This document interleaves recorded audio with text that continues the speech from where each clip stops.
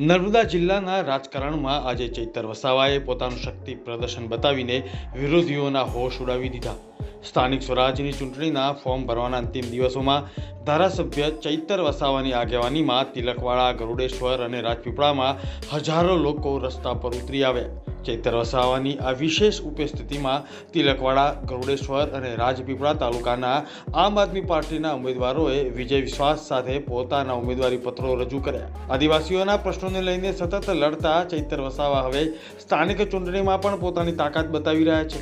આપના ઉમેદવારોમાં ભારે ઉત્સાહ જોવા મળી રહ્યો છે અને ચૈતર વસાવાના મક્કમ સમર્થનથી ભાજપ અને કોંગ્રેસ બંને માટે કપરા ચઢાણ સાબિત થઈ શકે છે તેવું રાજકીય પંડિતો જણાવી રહ્યા છે। બ્યુરો રિપોર્ટ, મુંબઈ સમાચાર।